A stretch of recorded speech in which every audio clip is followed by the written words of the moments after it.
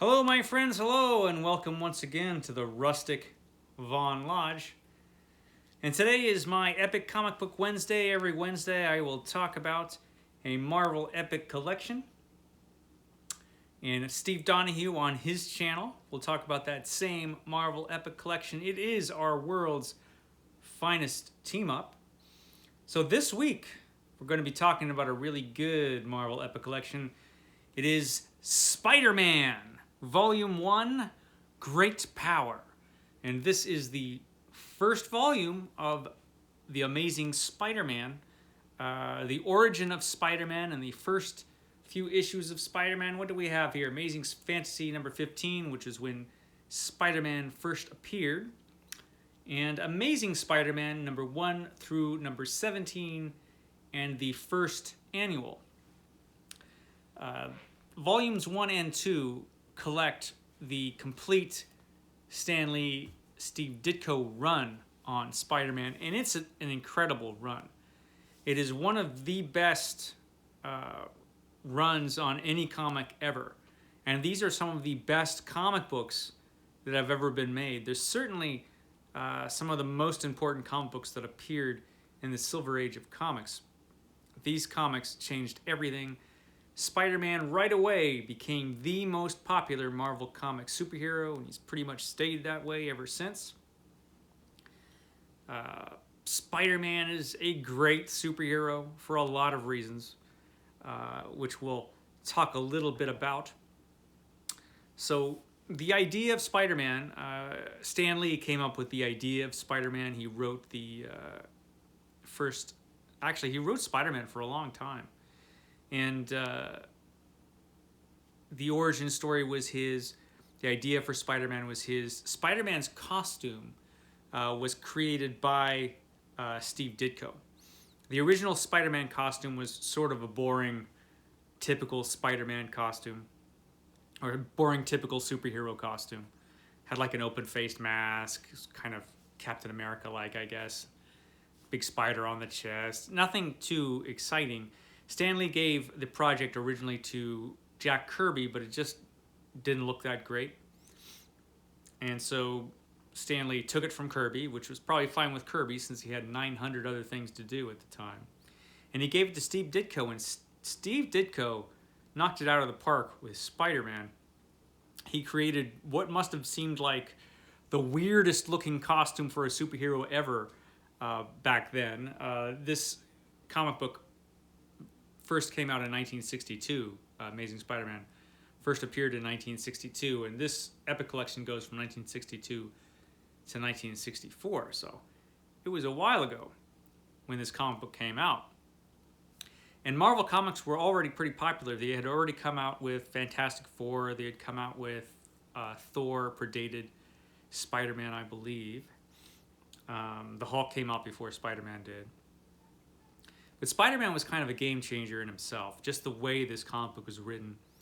And the character of Peter Parker and Spider-Man. With the Fantastic Four, Stan Lee had created some characters that didn't sound like characters from their competition at DC Comics. The Fantastic Four tended to bicker and not get along, and they kind of acted like a real family would in real life, which was kind of revolutionary in itself. A lot of superheroes over at their distinguished competition at DC Comics, great as some of those comic books were, and I liked a lot of comics from DC Comics in the Silver Age, a lot of those characters didn't have a lot of personality, or at least they didn't have a personality that seemed like they were real people. One of the reasons Marvel comic book superheroes were so exciting and different and groundbreaking is because they all sounded like real people. As ridiculous as some of the plots could be, the characters tended to sound like real people, and nobody sounded more like a real person than Peter Parker and the characters in Spider-Man. So Spider-Man first appeared here. That's the cover of Amazing Fantasy, number 15, a legendary comic book. That was actually drawn by Jack Kirby, based on Steve Ditko's character's design. And of course, Peter Parker is the high school nerd. All the other teenagers make fun of him. He was 16 years old when he became Spider-Man. So, of course, and everybody knows the origin of Spider-Man, I'm pretty sure. Spider-Man gets bitten by a radioactive spider, discovers he has all kinds of superpowers, like sticking to walls, and he's incredibly strong. So he decides to take these powers and do what a real person would do, which is try to make them pay. So starts off as a wrestler, and then he becomes a television star briefly. But, you know, because he thinks he's such a big shot at this time, because remember, this kid's 16 years old, and he tends to act like a real 16-year-old would. He lets this burglar run right past him because he's got better things to do than stop a burglar. And wouldn't you know it, that burglar goes and robs Peter Parker's house and shoots his beloved Uncle Ben. So Peter Parker hunts the burglar down and then realizes that this is the very burglar that he had let run right past him because he was too busy with other things. So Spider-Man was the first superhero, became a superhero out of guilt. He felt guilty for what he had done. And he realized what Stan Lee says at the end of this story, which has become so legendary. A lean, silent figure slowly fades into the gathering darkness, aware at last that in this world with great power there must also come great responsibility. So it was kind of a sad, tragic story, his first story. Of course, this little story, the origin of Spider-Man, became enormously popular. So Spider-Man got his own comic book, still illustrated by Steve Ditko. And he was, of course, fantastic. There were a couple of interesting things. There are a lot of interesting things about Spider-Man. Steve Ditko's art style is one of those things. Steve Ditko, most often I hear him described as quirky, and I think that's fair. He had a lot of like small little panels. So like crowded little claustrophobic little panels with a lot of text and a lot of story going on in those little panels. And of course, Stan Lee kind of infused teenage Peter Parker with his own personality. So one of the reasons Peter Parker seems like such a real human being is because he's got Stan Lee's humor and Stan Lee's outlook on life, pretty much, only as a teenager. And of course, he's a teenager, so he's got all these real teenager problems. His uncle's dead. His Aunt May and Peter are short on cash all the time. So he's got a lot on his mind, as I would imagine a lot of his readers did. And so readers could immediately relate to this guy in a way that they couldn't relate to the Flash or Green Lantern or Superman. They could totally relate to Peter Parker. Here was this nerdy kid who, you know, was kind of the outcast at school, but secretly he was an incredibly powerful superhero. I mean, come on. What teenager wouldn't fall for that? And of course, you got him he had to sew up his own costume, and he was just so incredibly relatable. And like I said, he acted like a real teenager would. Sometimes he was a jerk, just like real teenagers are. But he was also really cool, and he was like super smart. He created his own web shooters from his own genius. Another great thing about these early issues is the villains. You've got so many great villains. Like here's the Vulture. Now, up to this point, the superhero with the best rogues gallery was over at DC Comics, and that would be the Flash. Up to this point, the Flash had the best villains. Flash did have some great villains. But Spider-Man's villains were even better. Spider-Man's villains are probably some of the best villains that have ever been in comic books. They're all really creative and interesting. The first few issues of Spider-Man were okay, but Spider-Man became great in the third issue when Dr. Octopus showed up. Dr. Octopus was special. Dr. Octopus did something you wouldn't expect a villain in a superhero comic to do. And that is, he basically kicked Spider-Man's ass in the first issue of Spider-Man. Just whooped him so badly, Spider-Man was about to give up being a superhero. He thought, geez, what am I doing? And up to this point, Spider-Man was all cocky in the issue. He's like, man, these criminals are so easy to beat. I wish I could find somebody who was a real challenge. So Dr. Octopus shows up and kicks his ass. But then he goes and he hears at his high school, Johnny Storm's giving a speech about how, you know what? It's not easy being a superhero. We often fail, but we never give up. And of course, Peter Parker takes that to heart. He goes and fights Dr. Octopus and of course wins. And this issue just has some fantastic art. Now, because I have read these issues so much, or so many times in my life, most of these panels are just burned in my brain. Just incredible work in this comic book, both on the art side and on the story side. Really, Stan Lee and Steve Ditko, they both did the best work of their careers on this comic book. You can make, as far as Steve Ditko is concerned, you can make a pretty good case that Doctor Strange was some of his best work, and it was. But I think Spider-Man was a little bit better. That's just an opinion. Stan Lee and Steve Ditko did a great job in this comic book for a while. Because Stan Lee was so busy, Steve Ditko started taking over the plots, and he came up with the plots of the stories. Eventually, he wanted more credit than he was given. He did eventually get it. But we don't really know why Ditko left the book. He was unhappy. Didn't think he was getting enough credit, that's for sure. And since it was a comic book they were both working on, Stan Lee was also the boss, as well as just being the guy writing the comic. So if you're working on a comic book with your boss, any disagreements you have, the boss is going to win those disagreements.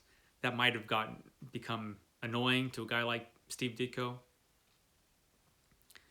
Because as much as we might like Steve Ditko liked Steve Ditko even better. He thought he was an artistic genius.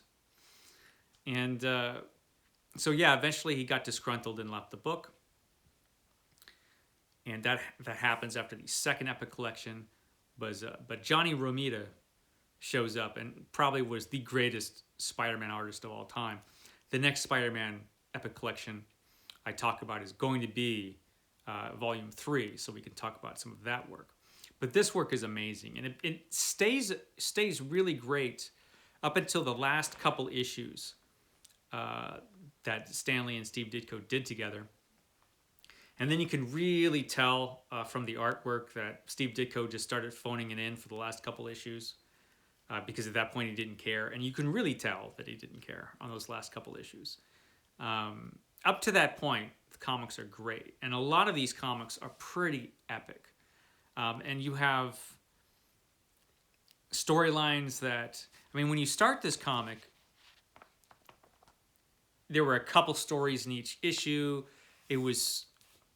That's how comic books were at the time when Marvel Comics started. They were taking over from the science fiction and monster comics where readers expected like 4 stories an issue or 5 stories an issue.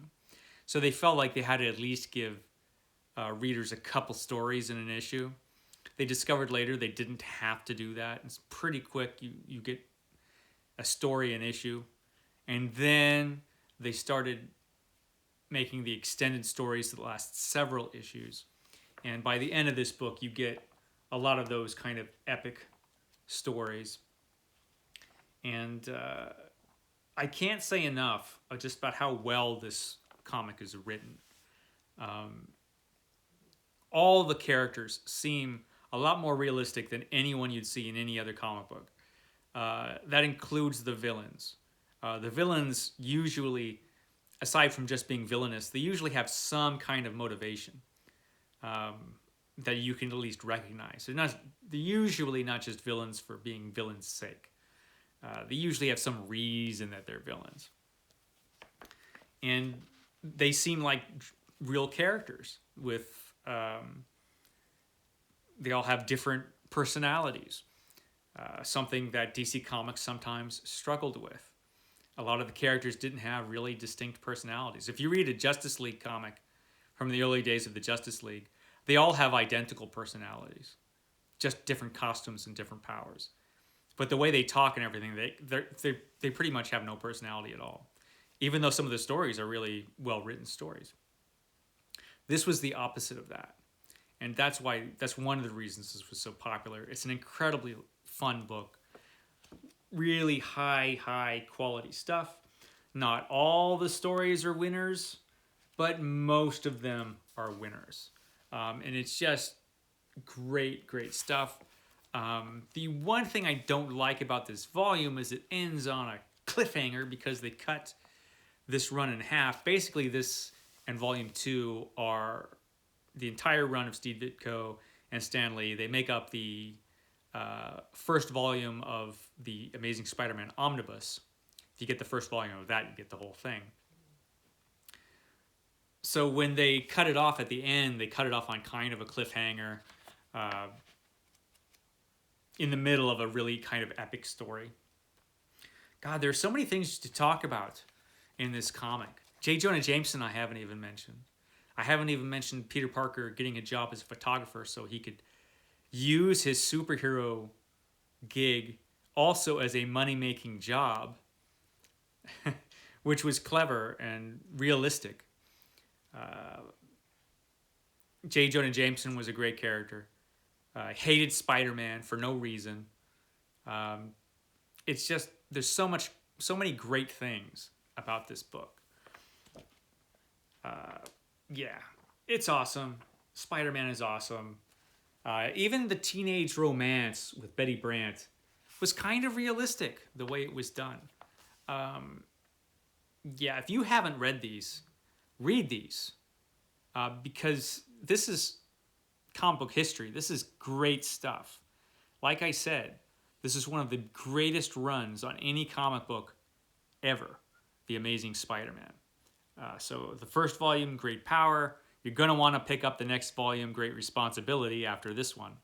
And the next time I talk about Spider-Man, we'll be talking about volume 3, so I can talk about Johnny Romita. So yeah, that was Spider-Man. Now next week, I'm going to be talking about the comic book that started the Marvel Universe, the comic book that really changed everything in comic books. One of the most important comic books of all time, and my personal favorite comic book from Marvel Comics, and that is the Fantastic Four.